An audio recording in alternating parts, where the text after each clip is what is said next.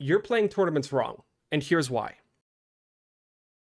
Back in the day, we started off with HUDs, push-fold charts, simple calculators, and guesswork. And then we created solvers. But it was impossible to solve ICM for large field MTTs, so we used chip EV simulations instead.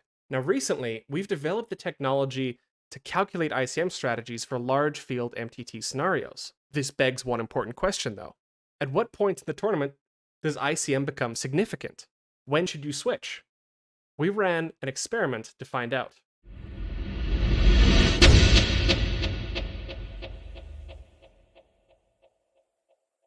First of all, what is the independent chip model? At its core, ICM just translates the value of a stack from chips to dollars. And this is important because it impacts every one of your tournament decisions. You see, it's not a one-to-one ratio. ICM essentially looks at the size of each stack in a tournament and figures out how often each stack will place first, second, third, fourth, and so on. It has no preconceived notions of player edges or strategy or positions. It's just a placement probability formula. The fundamental difference between an ICM calculation and a chip EV calculation is that chip EV seeks to maximize chips, whereas ICM seeks to maximize dollars. These two goals do not always align. The fundamental trade-off of ICM is that it sometimes sacrifices chips to win more money, and this is because of a concept called risk premium. Sometimes in MTTs, survival is worth more than maximizing chips, so it can be worth avoiding marginal spots to survive longer. And this formula was invented in 1987 by Mason Malmuth, originally derived from Harville, who used it for horse racing. Despite its age, it took us over 35 years to fully utilize it. The reason for this is that the original ICM calculation is recursive, and this means that as you add more and more players, it becomes more and more difficult to calculate it. So if you had a tournament with thousands of players, it was almost impossible to calculate ICM. That was until recently. We teamed up with Helmuth Melcher, developer of Hold'em Resources Calculator, to run an experiment. You see, HRC has developed technology to calculate ICM with hundreds or thousands of players remaining instantaneously. So we wanted to see at what point should you switch from chip EV solutions to ICM solutions? At what point does this significantly impact your tournament results? Well, let's find out. So here's how we're going to set up this experiment. We're going to run a 200-player MTT freeze-out. 15% of the field is paid, and you can see the payout structure on the right-hand side. In order to make this simple and fast, it's going to be a push-fold tournament where the big blind is always set to 1/7 of the average stack, and the big blind will update every time a player is eliminated.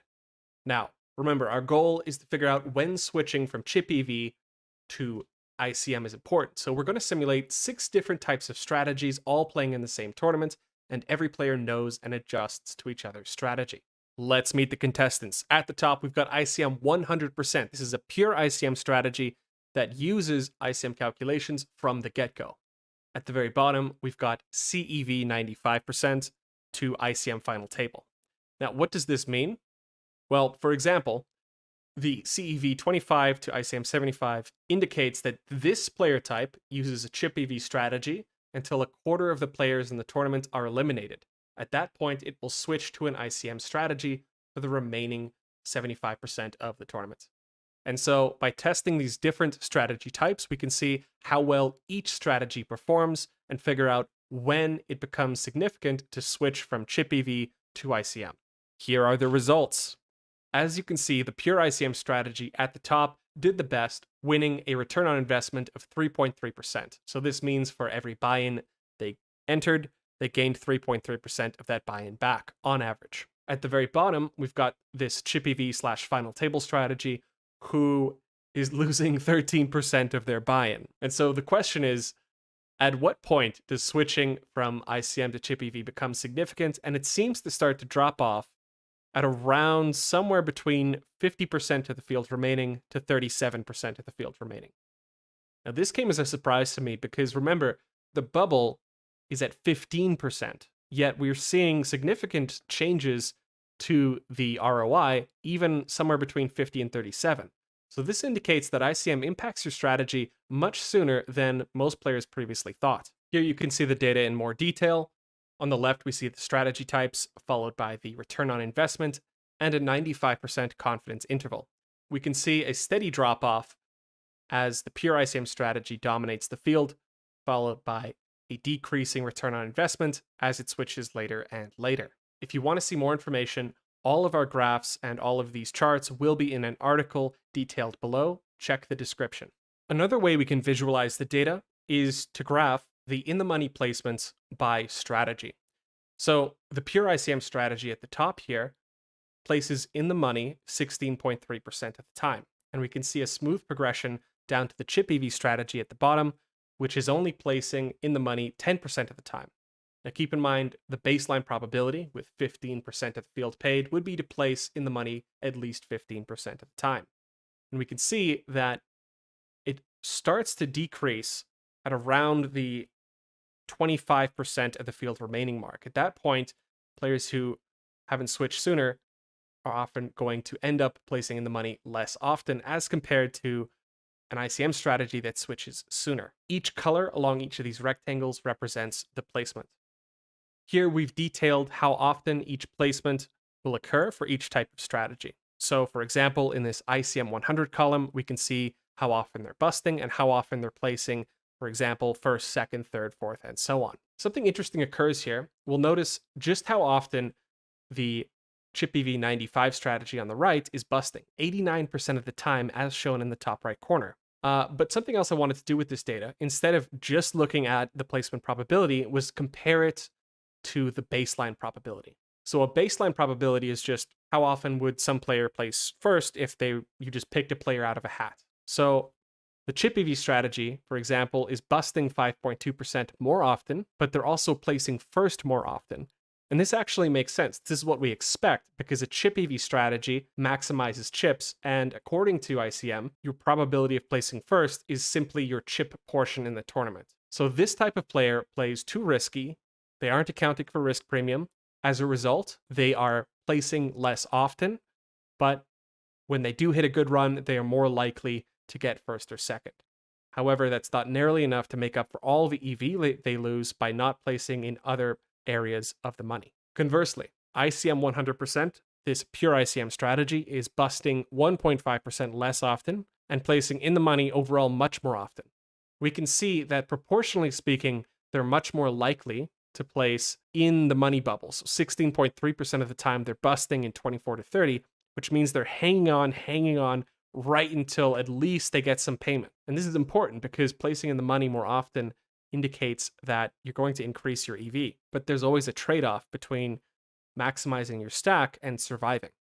Lastly, we can graph each of these placement probabilities according to how much money they make. So here I've used a $100 buy-in, and here's the expected value of different placements. So for example, ICM 100%, when they bust, on average, they're busting 83.69% of the time, so they're losing $83.69. And we can see throughout this how often each player is going to win or lose and how much each placement impacts your value. Again, the chip EV strategy is placing first or second more often, but they're busting a lot more often and placing in those middling sections less often overall as well, which overall results in them losing a lot of money. So we see this smooth progression of expected value from the pure ICM strategy to the players that switch later in the tournament. Lastly, by taking those expected value data points we've calculated earlier, we can graph the in-the-money expected value by strategy. And so here we can see how often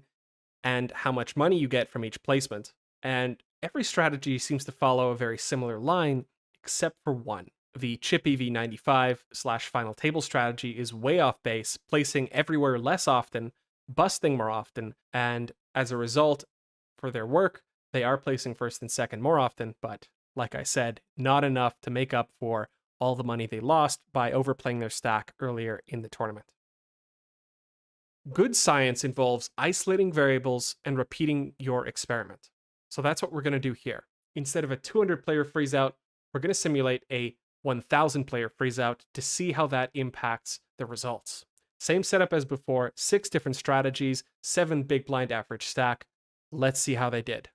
Here we can see the return on investment by strategy for the 1,000 field MTT. And again, a smooth progression from the pure ICM strategy down to the chip EV/final table strategy. And we can see it's losing quite a bit at the bottom and marginally winning at the top. Our question originally was, at what point does switching make the most sense? And here it seems that switching earlier in the event, so 50 players remaining, is approximately when it starts to impact your results to any significant degree. We can see that the 37.5% strategy is winning quite a bit less often than the above strategies. And the quarter field strategy is winning significantly less often, half as often as the pure ICM strategy. So I think this just reinforces the idea that you need to switch to an ICM solution much sooner in order to maximize your results. Again, all of this data and all of these tables can be found in an article linked below. Check it out. So here's the 1000 field MTT, 7 big blind push fold, 15% of the field paid, and we can see the strategy, return on investment, and confidence intervals. Again, we can graph the in-the-money placements by strategy. We see the same smooth progression where the pure ICM strategy is just placing in the money more often overall, winning more money overall, and as you go down, down, down, the very bottom, the chip EV/final table strategy is losing a lot more money overall. We've graphed the expected value of different placements here. This is for a $100 buy-in, and at the very bottom, we can see the total expected value given a $100 buy-in, and we can see where that EV is coming from. And I really like these charts, despite them being kind of confusing to look at, just because it's interesting to see where your expected value comes from in a tournament. And a surprising amount of EV just comes from placing in the middle of the tournament, just making it to the money rather than trying to go big or go home.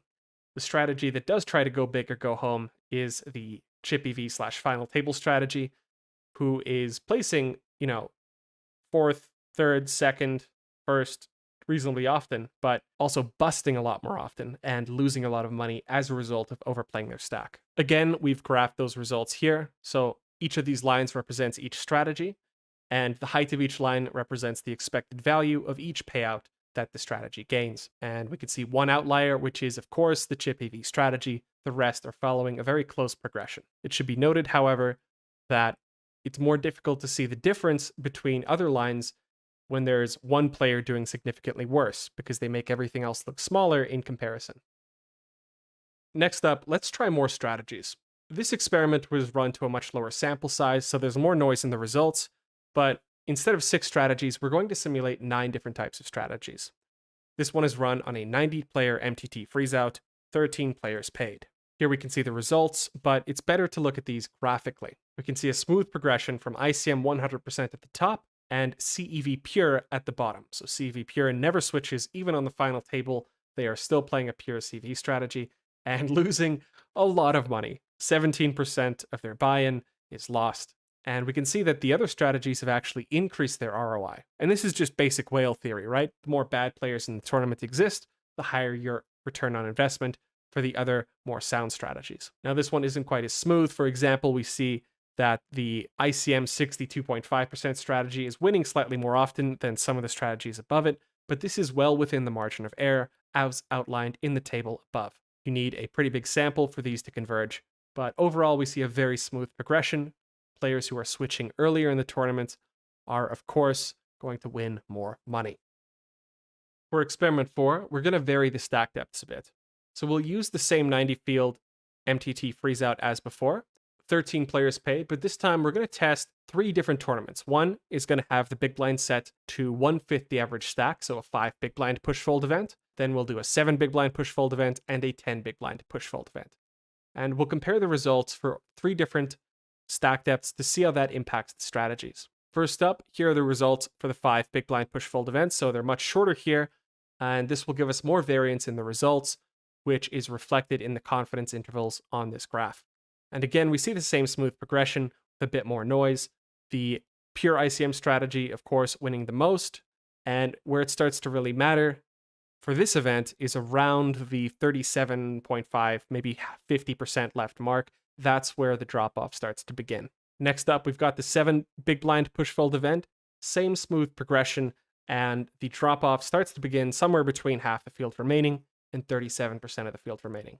Again, keep in mind It's about 15% of the field played. It's actually 13 players, so not quite 15%, but pretty close. You can see the same smooth progression, a little bit more noise in the ROI distribution, but same pattern overall. Lastly, we have the 10 big blind push fold event. Now, 10 big blinds is inevitably going to play much tighter as a push fold strategy compared to 5 big blinds.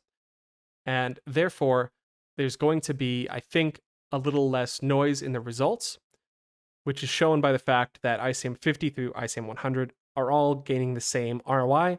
The drop-off begins somewhere between 50 and 37.5% of players remaining, and the chip EV/final table strategy, of course, still losing horrendous amounts of money. Let's address a common misconception. Many players believe ICM assumes the tournament stops and is paid out after the calculation. But this is not the case. Estimating the value of stacks is not the same thing as stopping a tournament. Imagine that you're looking at a cash game instead of a tournament, and you want to figure out the expected value of some hand on the flop. Would you say that the hand stops after you've assigned an expected value to it? No, that's silly. Assigning a value to some hand or some stack does not assume that the hand or the tournament stops. I think this misconception stems from the fact that ICM doesn't account for future positions, which is where future game simulation comes into place. So ICM has no preconceived notions of what the big blind will be next round or who's in position, who's out of position. It just looks at the value of stacks. We can use future game simulation to resolve this, and the way this works is by simulating one round and then another round and then another round and so on. So for example, if under the gun is very short stacked, they're more likely to bust next round, and therefore that can impact your strategy on the previous round.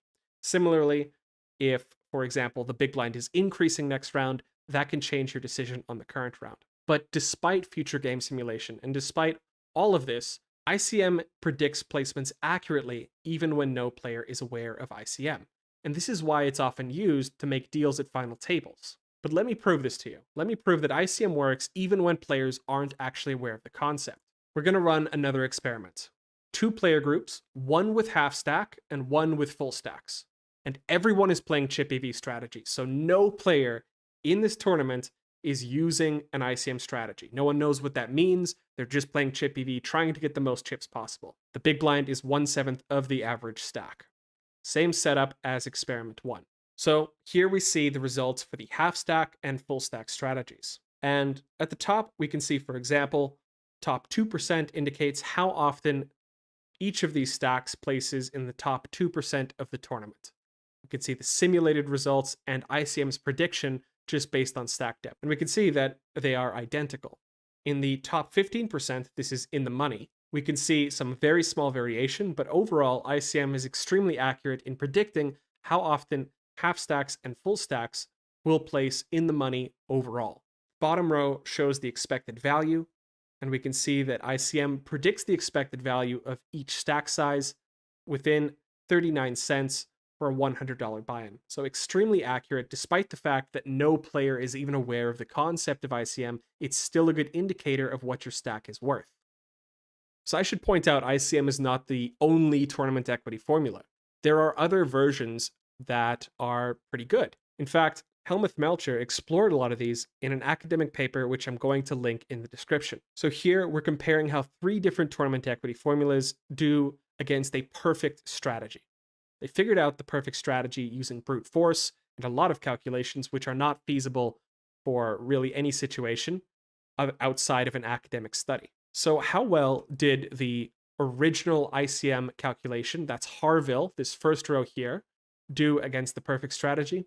Well, it lost about 1% of its buy-in on average, which is actually pretty good. Next up, we've got Weitzman, which is a decent formula. It's a slight twist on the original ICM idea, but it's losing 2.6, 2.7% of its buy-in. And lastly, we've got Robert's formula, which is performing about as good as the original ICM formula. It's stronger in some places, weaker in others, tends to do better against the perfect strategy, but loses heads up against ICM. So the question is, why not switch to Robert's formula? The thing is, it's not as efficient. ICM is one of the only tournament formulas we know which can be scaled to large field MTT events. But it should be noted that ICM is not perfect. It's not the only formula, and it's not 100% accurate given equal skill edge. but it is very, very darn close. If you want to explore this data more, the paper is in the description, like I said, where they did a lot of other experiments comparing different tournament equity models. Okay, so I've shown you a lot of different charts and numbers, but the real question is, how does it actually impact your strategy? Well, lucky for you, GTO Wizard has MTT preflop solutions for many tournament stages, ranging from final tables to the last 3 tables, 25, 37, and 50% of the field remaining. So let's go and explore a few of these different tournament phases and compare how your strategy changes as the tournament progresses. For this first example, let's examine how LoJack's opening strategy changes as we progress through the tournament. Every player has a 20 big blind stack, and you can see the tournament phase in the top left corner. Here we're looking at the chip EV solutions. Here we see the same solution when 50% of the field remains, so half the players have been eliminated. Here's 37% of the field remaining, 25%, and the final table. I'll go through that one more time and pay attention to what's happening in the range. Chip EV, 50%, 37, 25, final table. Interesting, hey? It's becoming more blocker heavy, more ace-x hands, and fewer pocket pairs and suited connector type hands. So why is that? As risk premium increases, more of your EV is derived from stealing the blinds rather than post-flop play. Post-flop implied odds decrease due to tightened stack-off conditions and a higher risk premium. As a result, these drawing hands are traded out for hands that block 3-bets and block calls instead. And so, that's why we see the shape of the range change. For this next example, let's examine how Big Blind's defending range changes facing the low jack open. So low jack has opened 2 chips, folds the big blind, and here we see the strategy, where 20 big blinds effective, starting with the chip EV solution as shown in the top left corner. When 50% of players remain, we can see it's already much tighter. There's already a fair amount of risk premium, and a lot of these hands were very close to start with. 37% of players remain, 25%, final table. That is a drastic difference. Wow, look at that one more time. Chip EV, half the players are gone, 37% remain, 25%, final table. As you can see, it gets much, much tighter even halfway through a tournament. So ICM clearly has a significant impact early on, and you should be switching to ICM sims sooner rather than later. Lastly, let's examine how button strategy changes facing a small blind 3-bet. This time we're 50 big blinds deep. And again, you can see the solution in the top left corner. So button opens 2.1 chips, small blind 3-bets, and here's how button responds. Lots of calling, some jamming, not a lot of folding. All right, how does their strategy change when 50% of the field remains? Well, it's already much, much tighter. Wow. 37%, 25%, final table. That's an enormous difference. We went from defending 2/3 of our range to 1/3 of our range. So even if you don't agree with my simple push-fold experiments that I was running earlier, if you give a solver the option for complex post-flop play, it's already going to play much tighter and much more conservatively, even halfway through a tournament. I think a lot of MTT pros have been using chip EV simulations for the majority of stages throughout the tournament, and it's only recently that we've gained the technology to calculate simulations for early and mid-stage tournament events that account for ICM. Let's summarize. The goal of these experiments was to find out when ICM significantly impacts your results in a tournament. When should you switch from chip EV solutions to ICM solutions? We demonstrated that players who switched to ICM sooner consistently outperformed players who switched later. We tested multiple structures and field sizes. We tested multiple stack depths. We demonstrated that ICM predicts placements even when no player is aware of the concept of ICM. And lastly, we demonstrated that solver strategies change drastically even halfway through an MTT. ICM appears to have a statistically significant impact on your results somewhere between 50 and 37% of the field remaining for a 15% payout structure. I'd hazard a guess that the sweet spot is approximately 3 times the number of players who are paid. But it might be the case that when you account for complex post-flop play, the sweet spot occurs even well before that. If you guys want to examine this experiment, go check out the article, link in the description. We've posted all of the tables and graphs there, so you can go and scrutinize this. If you want to run your own experiment, I suggest you pick up a free trial of HRC, the best ICM tool on the market. You could pick up a free trial up until January 22nd, and I'd like to give a big shout out to Helmut Melcher, who helped me run these simulations and is also the developer of HRC. If you have any questions, post a comment down below or join our Discord. Anyway, that's my video, guys. I hope you learned something new. I hope you start using ICM. And as always, happy grinding.